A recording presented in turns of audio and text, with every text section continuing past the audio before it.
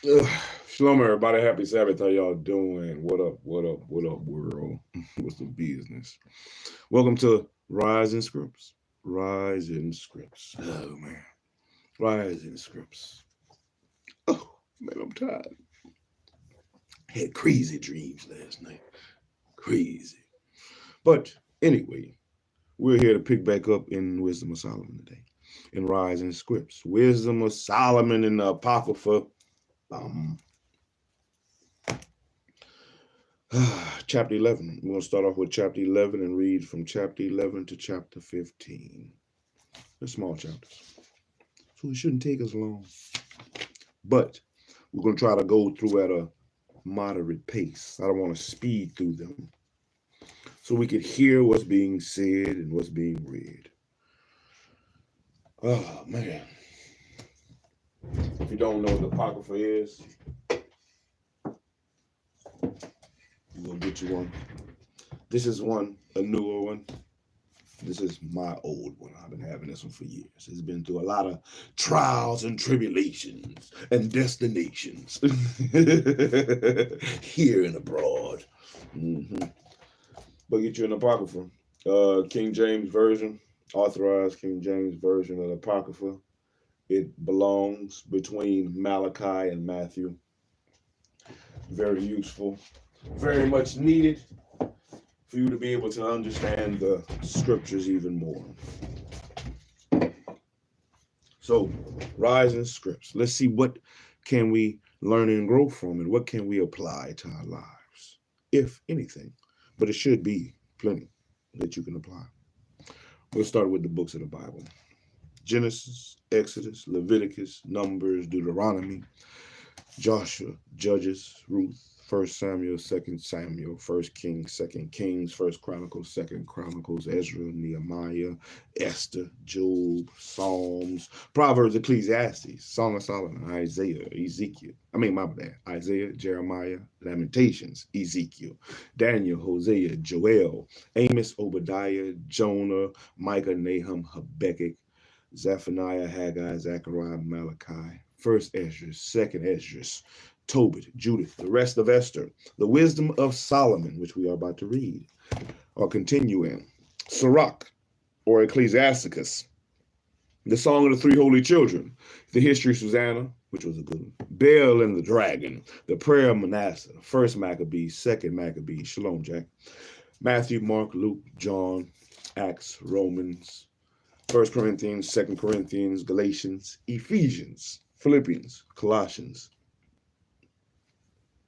1 Thessalonians and 2 Thessalonians, 1 Timothy, 2 Timothy, Titus, Philemon, Hebrews, James, 1 Peter, 2 Peter, 1 John, 2 John, 3 John, Jude, and Revelations. And these are the books of the Bible. And there's plenty more. Like they mention them in the Bible, like the book of Jasher. Some other ones as mentioned, the book of the Chronicles, the book of this, the book of that.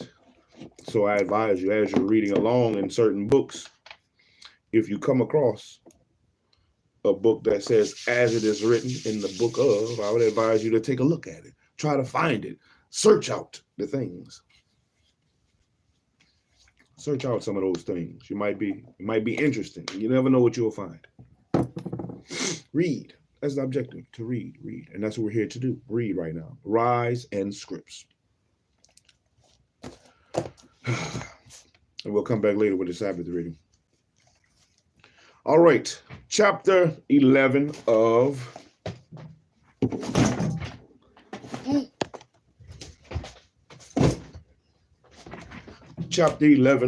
the Wisdom of Solomon.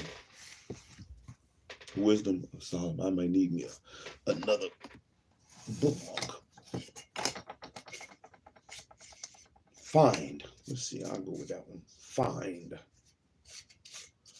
Let's find out what it says. Wisdom of Solomon. Chapter 11. We're going to read 11 through 15.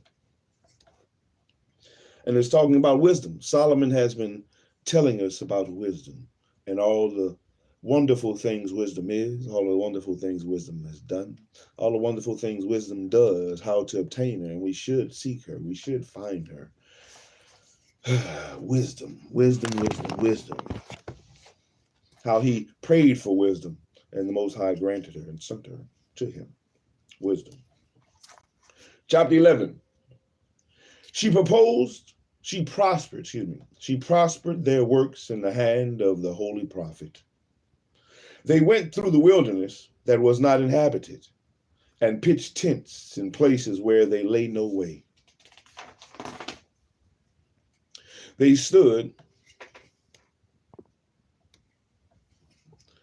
against their enemies and were avenged of their adversaries. When they were thirsty, they called upon thee, and water was given them out of the flinty rock, and their thirst was quenched out of the hard stone. For by what things their enemies were punished, by the same they in their need were benefited. For instead of a fountain of a perpetual running river, troubled with foul blood, for a manifest reproof of that commandment whereby the infants were slain, thou gavest unto them abundance of water by the means which they hoped not for. Declaring by that thirst then how thou hadst punished their adversaries. For when they were tried, albeit but in mercy chastised, they knew how the ungodly were judged in wrath and tormented, thirsting in another manner than the just. For these thou didst admonish and try, and as a father, but the other, as a severe king, thou didst condemn and punish. Whether they were absent or present, they were vexed alike.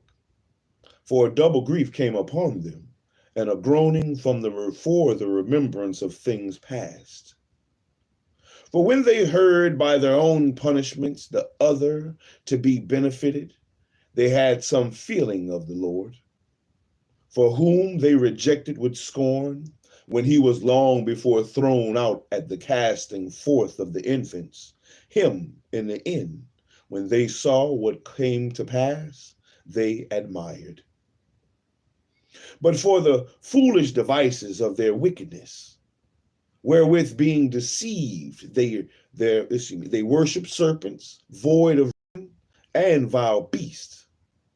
Thou didst send a multitude of unreasonable beasts upon them for vengeance, that they might know that wherewithal a man sinneth, by the same also shall he be punished. For thy almighty hand, that made the world of matter without form, wanted not means to send among them a multitude of bears or fierce lions. Our unknown wild beasts, full of rage, newly created, breathing out ether, either a fiery vapor or a filthy sense of scattered smoke, or shouting horrible sparkles out of their eyes. My bad, shooting, not shouting. Or shooting horrible sparkles out of their eyes. What kind of beast is this? Whereof not only the harm might dispatch them at once, but also the terrible sight utterly destroy them. And my bad, you gotta forgive me, man. I'm really just opened my eyes for real, man. I just opened my eyes. Rise in script, that's why it's called. Wake up and read. Whew. Man.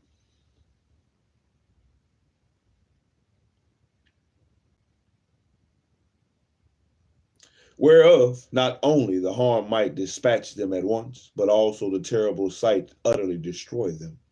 And yea, and without these might they have fallen down with one blast, being persecuted of vengeance and scattered abroad through the breadth of thy power. But thou hast ordered all things in measure and number and weight. For thou canst shew thy great strength at all times when thou wilt, and who may withstand the power of thine arm? For the whole world before thee is as a little grain of the balance, and yea, as a drop of the morning dew that falleth down upon the earth. But thou hast mercy upon all, for thou canst do all things, and winkest at the sins of men because they should amend. For thou livest or lovest, for thou lovest all the things that are, and abhorrest nothing which thou hast made. For never wouldest thou have made anything if thou had hated it. And how could anything have endured if it had not been thy will, or be preserved if not called by thee? But thou sparest all, for they are thine, O Lord, thou lover of souls. Chapter 12. For thine incorruptible spirit is in all things. Therefore chasteneth thou them by little and little to offend, that offend, and warnest them by putting them in remembrance wherein they have offended, that leaving their wickedness they may believe on thee, O Lord.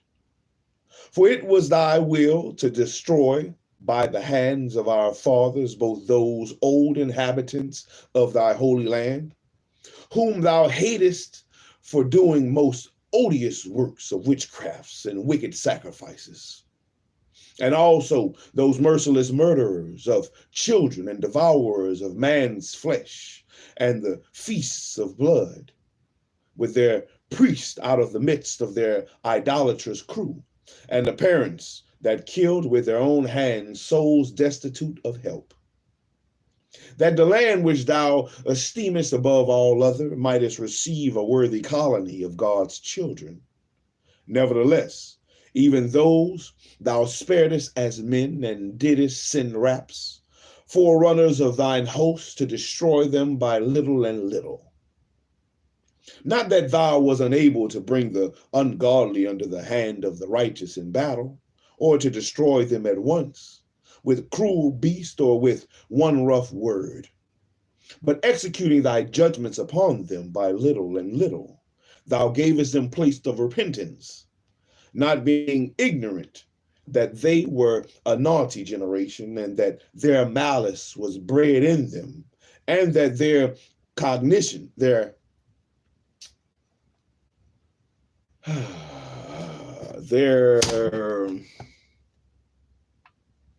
cogitation, let's see what that is.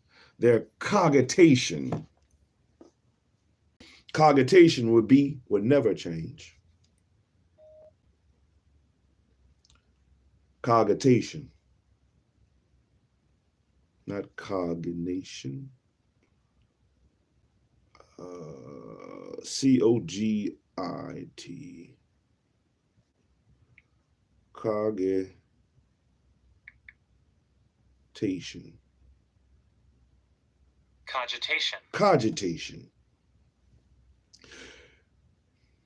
The action of thinking deeply about something. Contemplation. That their thinking deeply would never be changed. Their cogitation.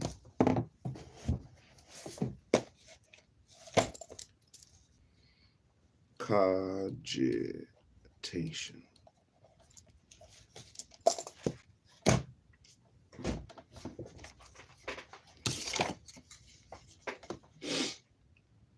For it was a cursed seed from the beginning. Neither didst thou, for fear of any man, give them pardon for those things wherein they sinned. For who shall say, what hast thou done? Or who shall withstand thy judgment? Or who shall accuse thee for the nations that perish, whom thou hast made? Or who shall come to stand against thee, to be revenged of the unrighteous men? For neither is there any God but thou, that careth for all, to whom thou mightest shew that thy judgment is not unright. Neither shall king or tyrant be able to set his face against thee for any whom thou hast punished. For so much then as thou art righteous thyself, thou orderest all things righteously, thinking it not agreeable with thy power to condemn him that hath not deserved to be punished. For thy power is the beginning of righteousness. And because thou art Lord of all, it maketh thee to be gracious unto all. For when men will not believe that thou art of a full power, thou shewest thy strength, and among them that know it, thou makest their boldness manifest. But thou, mastering thy power, judge it with equity, and orderest us with great favor, for thou mayest use power when thou wilt. But by such works hast thou taught thy people that the just man should be merciful, and hast made thy children to be of a good hope, that thou givest repentance for sins. For if thou didst punish the enemies of thy children, and the condemned to death, with such deliberation, giving them time and place, whereby they might be delivered from their malice, with how great circumspection didst thou judge thine own sons, unto whose fathers thou hast sworn and made covenants of good promises.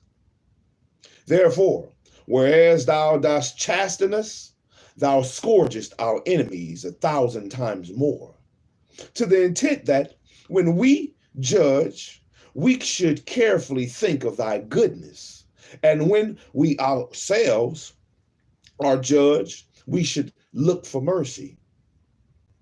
Wherefore, whereas men have lived desolately,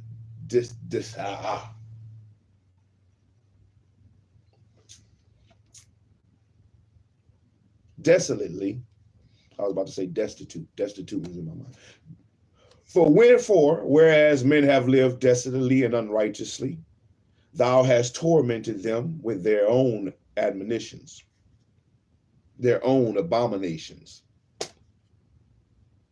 For they were astray very far in the ways of error, and held them for gods, which even among the beasts of their enemies were despised, being deceived as children of no understanding.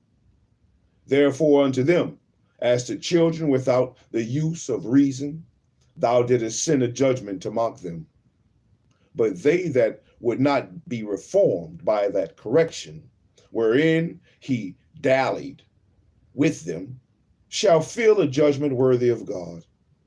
For look, for what things they grudged, and when they were punished, that is, for them whom they brought or thought to be gods, now being punished in them, when they saw it, they acknowledged him to be the true God, whom before they denied to know, and therefore came extreme damnation upon them. Chapter 13. It feels like, or it sounds like it's going through the timeline, of Israel being chosen, a brief timeline, even though Solomon has given, from the beginning up until probably this point, and it's probably going to keep on until the end. Chapter 13. Surely, vain are all men by nature, who are ignorant of God, and could not out of the good things that are seen know him, that is. Neither by considering the works did they acknowledge the workmaster, but deemed either fire or wind, or the swift air, or the circle of the stars, or the violent waters, or the lights of heavens to be the gods which govern the world, with whose beauty, if they being delighted, took them to be gods. Let them know how much better the Lord of them is, for the first author of beauty hath created them. But if they were astonished at their power and virtue, let them understand by them how much mightier he is that made them. For by the greatness of beauty of the creatures, proportionably the marker of them is seen, the maker of them is seen. But yet, for this they are the less to be blamed. For they, peradventure, err, seeking God, and desirous to find him. For being conversant in his works, they search him diligently, and believe that sight, because the things are beautiful that are seen. Howbeit, neither are they to be pardoned. For if they were able to know so much, that they could aim at the world, how did they not sooner find out the Lord thereof? But miserable are they, and in dead things is their hope. But miserable are they, and in dead things are their hope.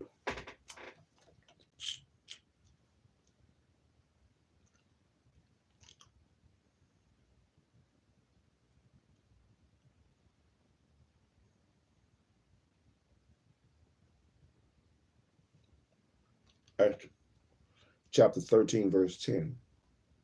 But miserable are they, and in dead things is their hope. Who call them gods, which are the works of man's hands, gold and silver, that shew art in, and resemblance of beasts, and or a stone good for nothing, the work of an ancient hand? Man, who called them gods?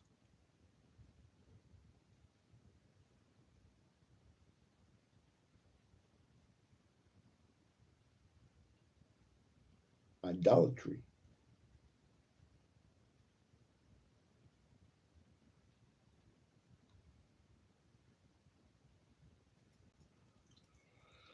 Now a carpenter that felleth timber, after he had sawn down a tree, meet for the purpose, and taken off all the bark skillfully round about, and hath wrought it handsomely, and made a vessel thereof fit for the service of man's life.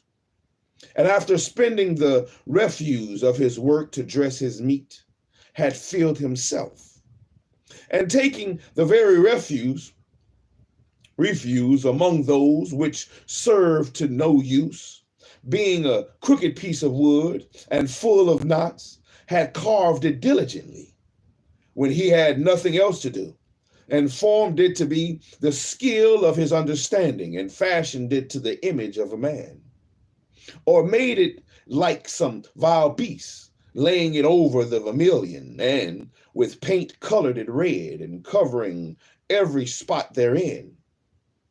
And when he had made a covenant room for it, set it on the wall, and made it fast with iron. For he provided for it that it might not fall, knowing that it was unable to help itself, for it is an image, and hath need of help. Then maketh he prayer for his goods, for his wife and children, and is not ashamed to speak to that which had no life. For health he called upon that which is weak, and for life prayeth to that which is dead. For aid humbly beseecheth that which hath least means to help. And for a good journey he asked of that which cannot set a foot forward. And for gaining and getting, and for good success of his hands, asketh ability to do of him that is most unable to do anything. Chapter 14. Again, one preparing himself to sail and about to pass through the raging waves calleth upon a piece of wood more rotten than the vessel that carrieth him.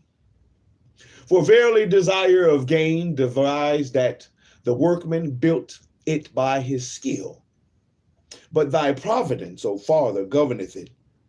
For thou hast made a way in the sea, and a safe path in the waves, showing that thou canst save from all danger.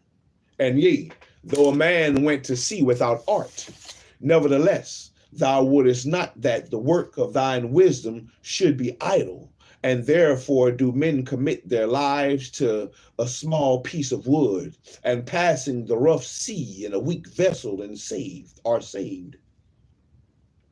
For in the old time also, when the proud giants perished, the hope of the world governed by the hand escaped in the weak vessel, and left to all the ages a seed of generation.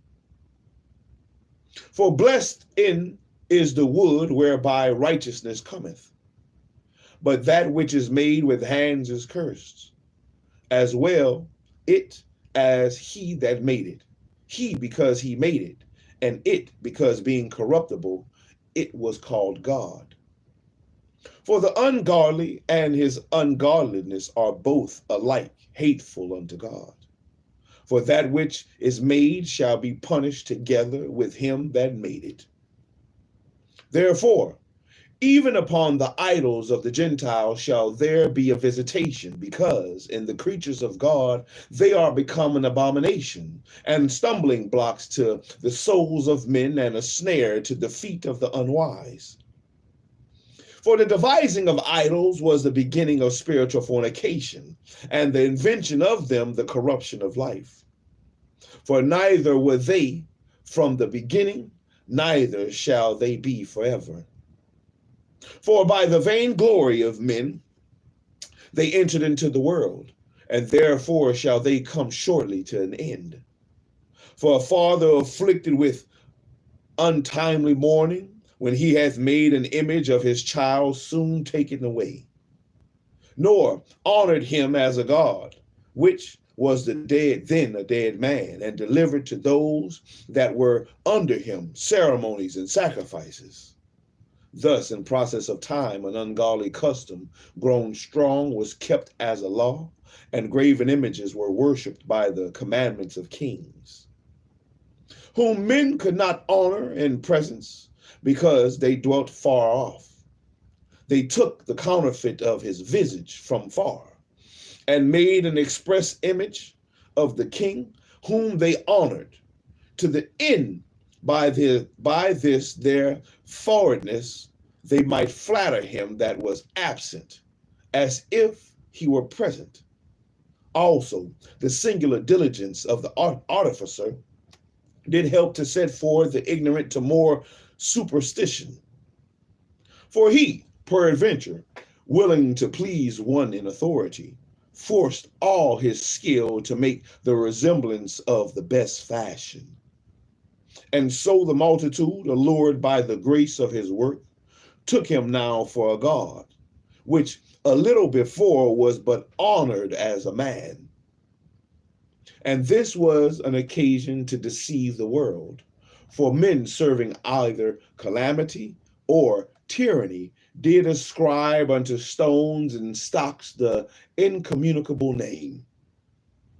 Moreover, there was not enough for them that they err in their knowledge of God, but whereas they lived in the great war of ignorance, those so great plagues called they peace.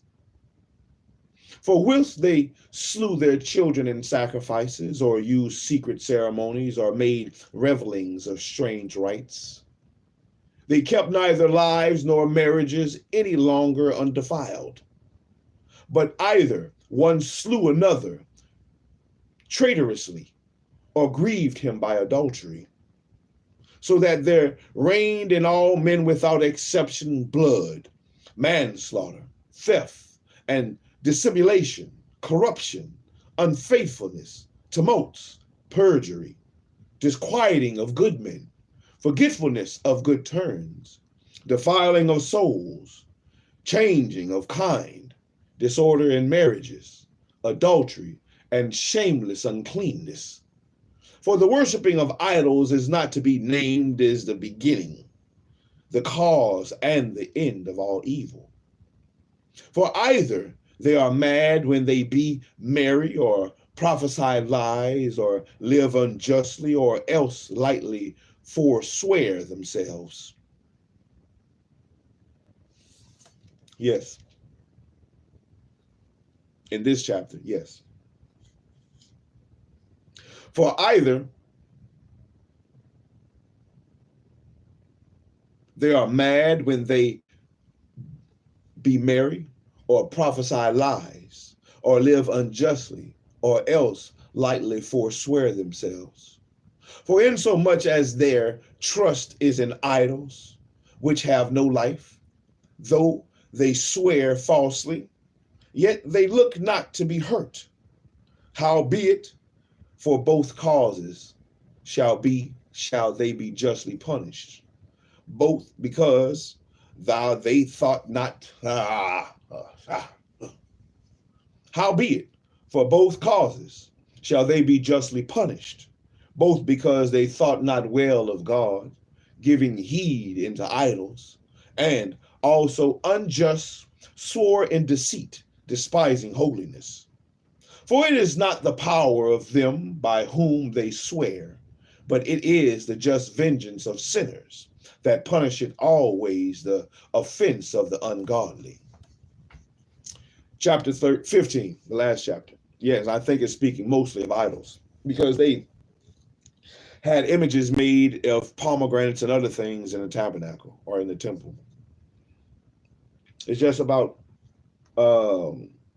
even in the commandments, it's making the images and bowing down to them, serving them.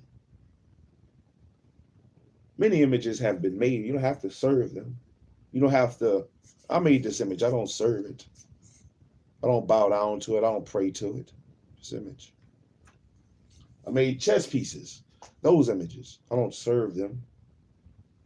I use them to play the game. I don't bow down. I don't pray to them. And you shouldn't pray to these things. The crosses. People bow down to them. People pray to these things. People wear them around their neck and in hopes that in dangerous times, they grab that cross and hope that that cross will save their life. Idolatry. Chapters 15. But thou, O God, art gracious and true, long-suffering, and in mercy ordering all things. For if we sin, we are thin. For if we sin, we are thine, knowing thy power. But we will not sin, knowing that we are counted thine. For to know thee is perfect righteousness, and yea, to know thy power is the root of immortality. For neither did the mischievous invention of men deceive us, nor an image spotted with diverse colors, the painter's fruitless labor, the sight whereof enticeth fools to lust after it, and so they desire to form of a dead image that hath no breath. Both they that make them, they that desire them, and they that worship them are lovers of evil things, and are worthy to have such things to trust upon. For the potter, tempering soft earth, fashioneth every vessel with such labor for our service.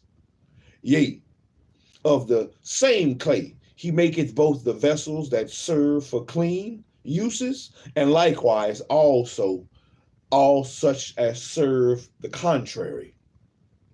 But what is the use of either sort? The potter himself is the judge, and employing his labor lewdly, he maketh the vain God of the same clay.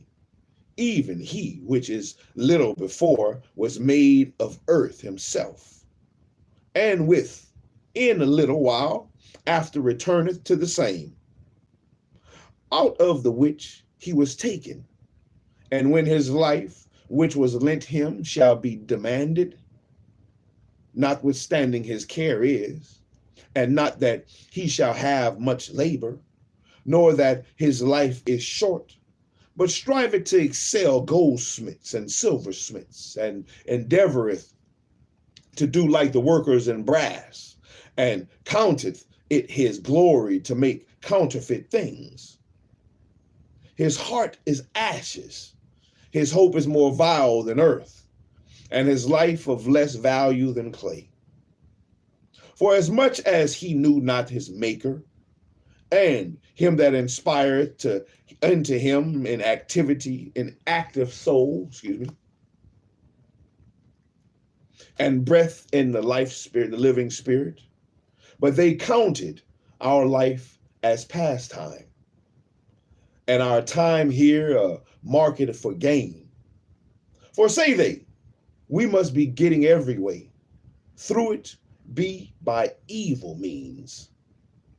For this man that of earthly matter maketh bridal vessels and graven images, knoweth himself to offend above all things, above all others.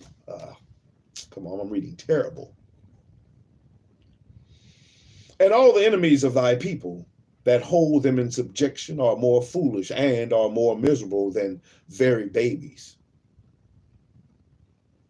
For they counted all the idols of the heathen to be gods, which neither have the use of eyes to see, nor noses to draw breath, nor ears to hear, nor fingers of hands to handle. And as for their feet, they are slow to go. For man made them, and he had borrowed his own spirit, fashioned them. But no man can make a God like unto himself. For being mortal, he worketh a dead thing with wicked hands. For he himself is better than the things which he worshipeth. Whereas he lived once, but they never. Yea, they worship those beasts also that are most hateful.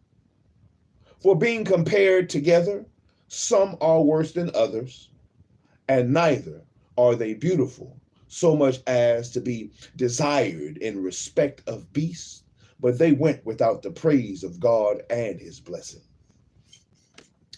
That was chapters 11 through 15 of the Wisdom of Solomon in the Apocrypha. And I didn't read well at all. I did not to me. Oh, I stumbled over words. I jumbled words, and I hate reading like that. Oh, I hate reading like that. I like to read smoothly and coherently.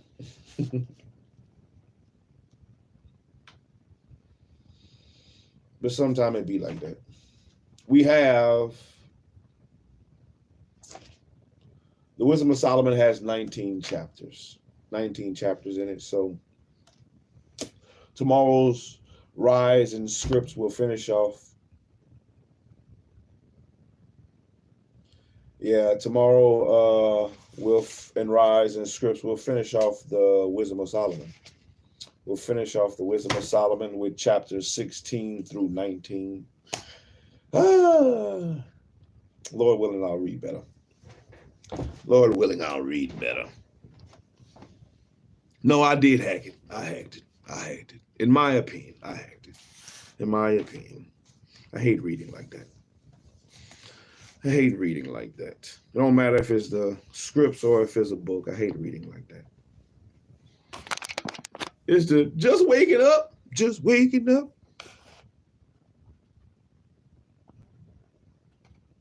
They're subconsciously serving a thing because a thought other than Christ has entered in to put those idolizing symbolic forms of adornments. It's like if I lust but not acted, I've sinned already.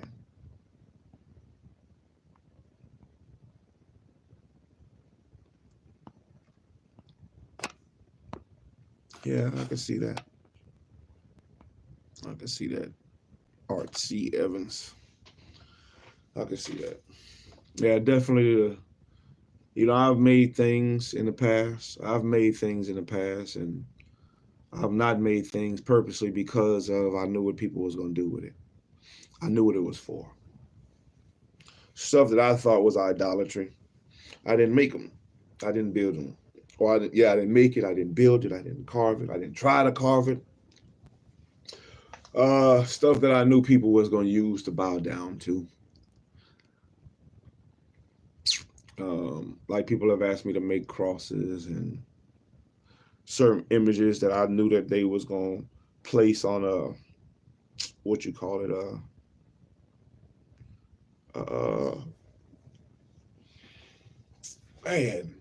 altar, that they was going to place on some form of altar.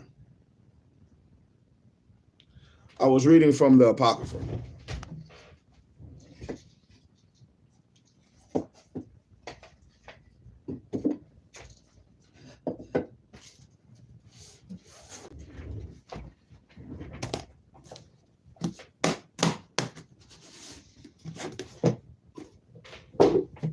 This is a King James Bible, King James Version 1611.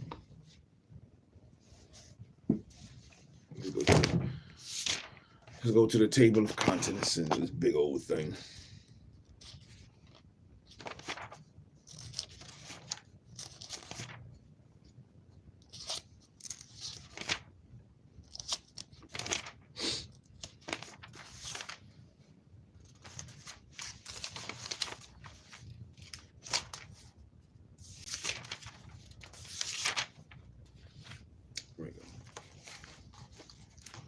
So in the table of contents, I don't know if you can see it. Old Testament, Apocrypha, New Testament. So this is Apocrypha.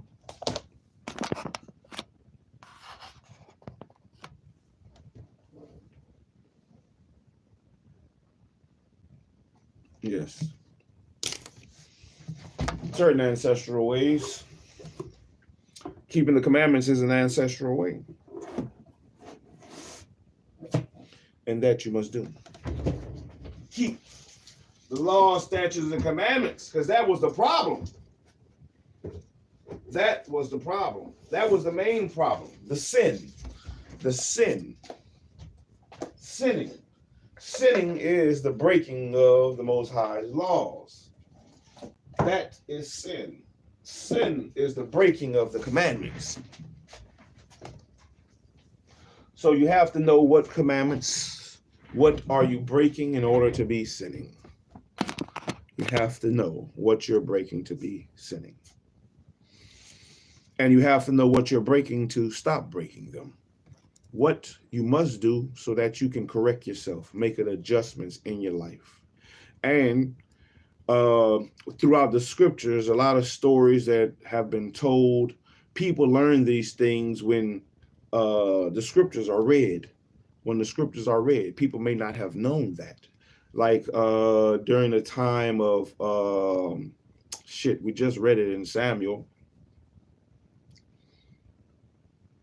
No, First Kings, Second Kings, in Kings.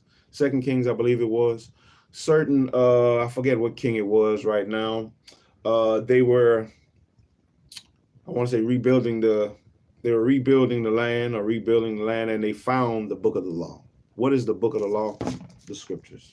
They found the book of the law and it was read to the people and it was read to the king as well. And when they heard the things that they were supposed to do and put it up against the things that they were doing, something was stirred in them. Something was stirred in them and caused them to turn, repent, and to try to do the right things or the righteous things, the things that they were supposed to do, the things that their forefathers had made the covenant to do and said that they would do. They all agreed that this is what we shall do. And he understood why the things was happening to them. So that's part of reading. You must read. You must read. You must read to figure out. That's first and foremost, read, which is why I'm doing this. Reading. I'm just reading. It's not necessarily to teach. I'm not trying to teach. I'm trying to let the scriptures teach for itself. Let the scripts teach for itself. My objective is to read and listen myself. Read. And I find it better and easier for me when I'm reading to read out loud because I can hear it. You know, it's almost, and that's why I hate stumbling over words. I can hear myself read and it's like somebody's speaking to me. I like to read it when I'm reading like somebody is like it's an actual communication, like somebody is talking, like somebody's talking and they're talking fluently. They're talking fluently and it's a good back and forth conversation, or not back and forth, but the conversation it can be a stern conversation, a direct conversation. I like it like that. I like when I read that way because I can hear it and I can accept it and I can, receive it better. I can receive it better. And hopefully somebody else out there may have the same and need the same. So hopefully the reading since plenty of people don't want to pick up the book and read, and I was one of them at one point in time, or pick up any book and read, which I was one of them at one point in time. Hopefully the reading will help. Maybe they'll hear something that they've never heard before, and they'll go look it up for yourself. Don't take my word for it. If you think I read it wrong, pick you up a Bible or pick you up an Apocrypha, which is the Bible, and read it for yourself. Read it for yourself. But be not a hearer only. Be not a hearer only. We have to be doers as well. So I have to take,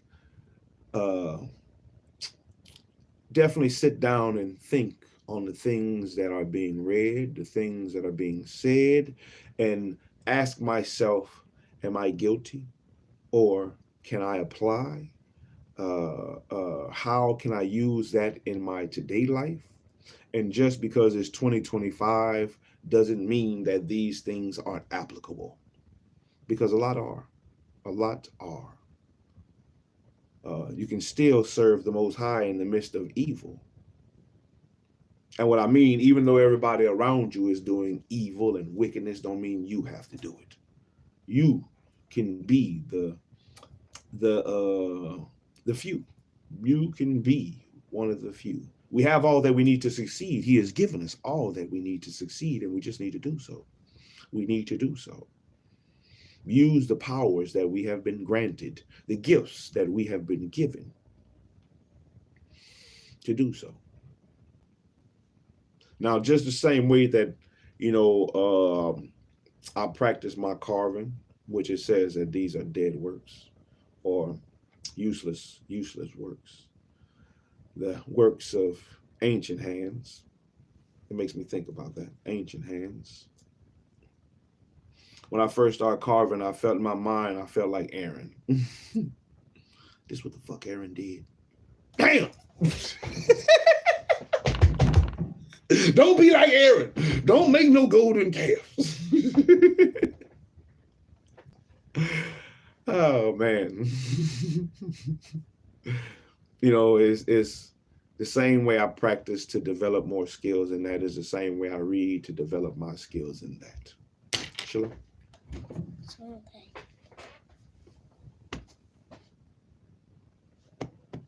Happy Sabbath. Happy Sabbath. So, everybody must take their time to develop their own gifts and develop their own skills, because you have them. You have them. Develop the things that you have that you can use to succeed. You have it. You have all you need to succeed. If you're allowed another day to breathe, then you have all you need to succeed. You just have to figure out how to do it. Use your time wisely. Use your time wisely. And reading, that's wise. Reading is wise. Though there be many books. But you still, within what you're reading, you still have to guard your mind. You still have to guard your mind. But everybody, and I would say, it doesn't matter to me. This is to me. It doesn't matter what religion, or my thought, my opinion on it. It doesn't matter what religion you're in. Whatever religion you're in, you need to know it. If you believe that your God is true, then do the things that your God says. Follow the things that your God told you to follow. Read and research upon what you are really upholding to. So those who follow the scripts need to apply the same. What did the God of the scripts, what did the power, the most high power of the Bible,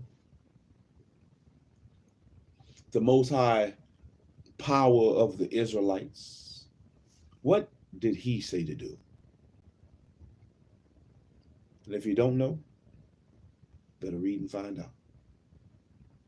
Yes, it's good that you hear sometimes from other people, but don't let other people always be your teachers. Don't put your trust in man. Just about. Don't put your trust in other men. but you can definitely use what is written to apply and trust in the Most High that He'll direct your steps, order your ways, that your works can be upright. And I'd rather be found upright in the eyes of the Lord than found doing wickedly in the eyes of the Lord. We both the upright and the wicked shall get their pay.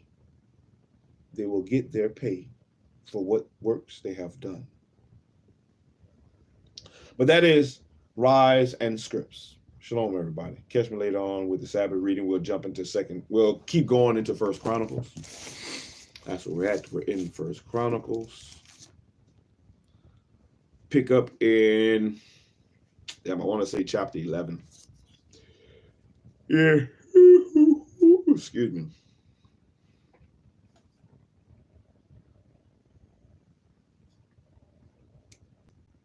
I'll go back and look and see. I believe we're in chapter 11. It's either chapter 11 or chapter 12 in the book of Chronicles. First Chronicles.